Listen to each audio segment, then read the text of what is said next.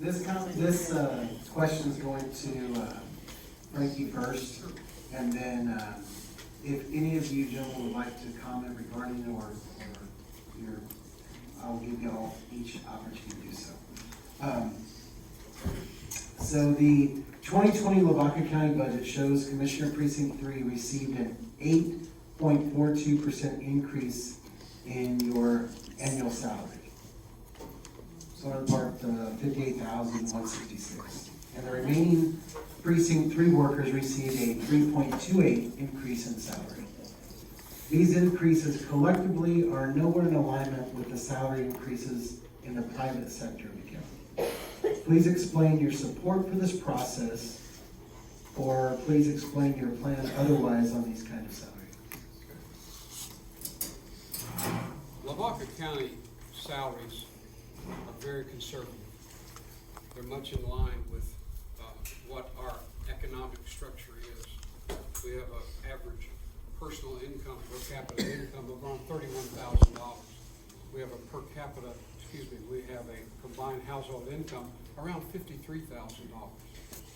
You look at the surrounding counties, and Lavaca County is about 7th. We're very low on something like that.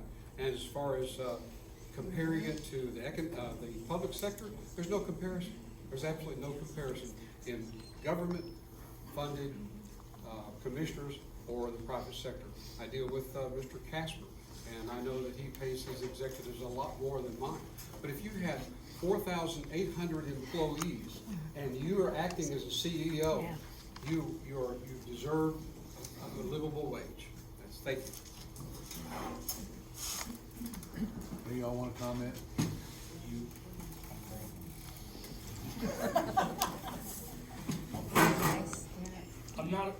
I don't understand. I've been told. I don't understand how it works. I know that your highest paid employee, as far as the commissioner goes, to the highest paid, there has to be a certain percentage between it. So before our salaries can go up, which they need to go up, we are very poorly paid compared even to the counties around us. His has to go up to match before ours can go up to get close to his. I mean, that's how I understand it. Does you want to respond on that or older? The 2020 Lavaca County budget shows an 11.3.5 increase in expenditures over last year's budget. Please explain in detail what you'll do to decrease this budget if you're a successful candidate for this position.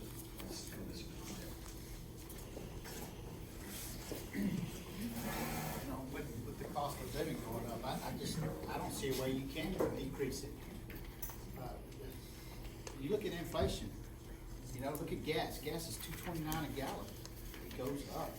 So that goes up, your materials go up, your salaries go up, which they probably should go up a whole lot more. Looking at the budget very, very briefly, I think Precinct 3 has probably a lot of new people there. Maybe that's why their salary's a little bit lower. It's not near what these guys should be receiving in pay. They're out there in the elements. It's not an easy job, it's a tough job. Okay? So as far as reducing it, what do? Cut corners? And then who suffers? The taxpayers suffer. So it's gonna go up, but hopefully not go up extensively. That's the American way, things go up, unfortunately. I'm gonna apologize y'all now. It'll never go down. You're not. The cost of everything has gone up. Everything. Fuel, salaries, road base, getting the road base here, the maintaining our equipment to maintain the roads has gone up. We have a 30-year-old maintainer, an 18-year-old maintainer, and a 14-year-old maintainer. They're old. They need to be replaced. You can't replace them on cutting the budget. I apologize. I'm just telling you, you can't do that. I have to agree with Cleve, because everything goes up, it's gonna have to keep going up.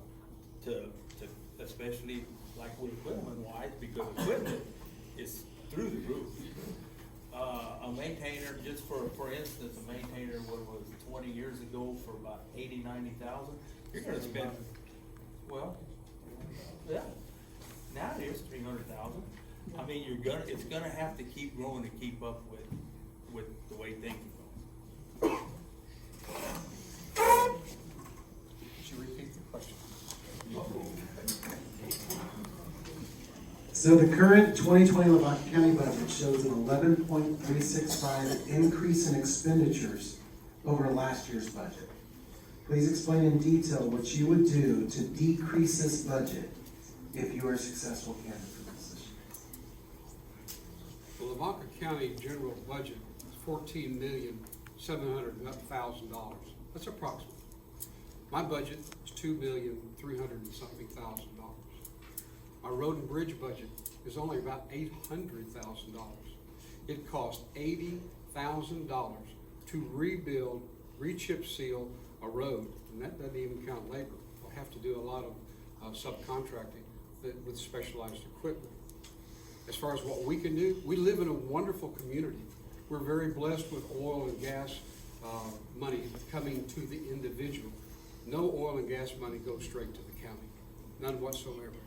So I'm blessed to, Cheryl and I get I think $100 every 9 months from the city of Shiner. So it is taxed, and our tax assessor and tax collector is here, and she can explain to you how that works too. I'll be happy to also. I guess I'll read this one more time. I just want to let y'all know, I do feel I'm qualified for this job as county commissioner. I have a great relationship with the oil company leadership around here. I've known for, some of them are even friends. I have the knowledge and the materials it takes to maintain and rebuild and keep these roads up to par. As I said earlier, I have helped with the budget with the previous commissioner, so I have a little knowledge on what goes on with the budget. I bring to this table a lot of experience doing this job. I appreciate y'all's vote. Thank you.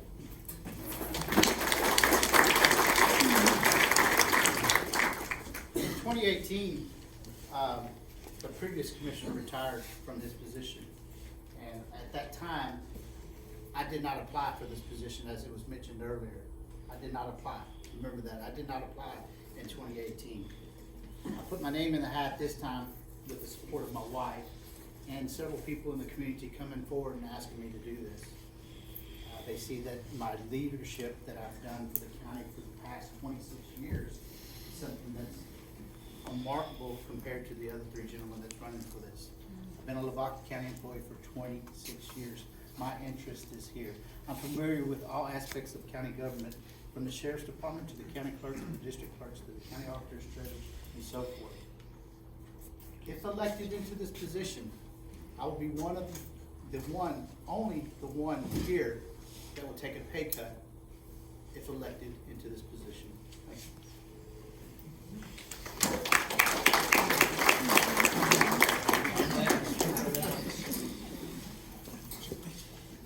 Tonight, I'm asking for your vote to continue 4 more years of service.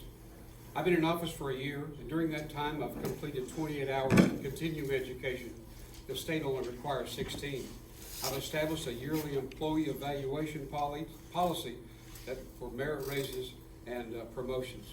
We have evaluated the roads with TxDOT experts, road construction companies, and we found that our roads are in really poor condition. Our infrastructure is old, but the roads that were built with inferior base years ago just won't hold up to the heavy traffic, and they must be maintained correctly. Our roads should have ditches for draining, a proper crown, graded and maintained properly.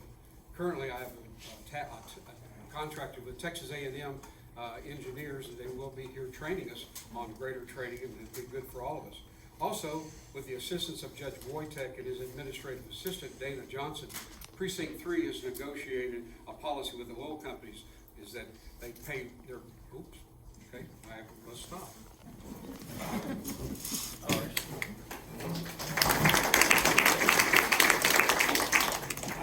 Like I said, I have 23 years of experience as a small business owner and 3 years working for DeWitt County.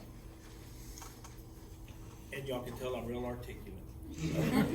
I plan to use my experience to help better Precinct 3.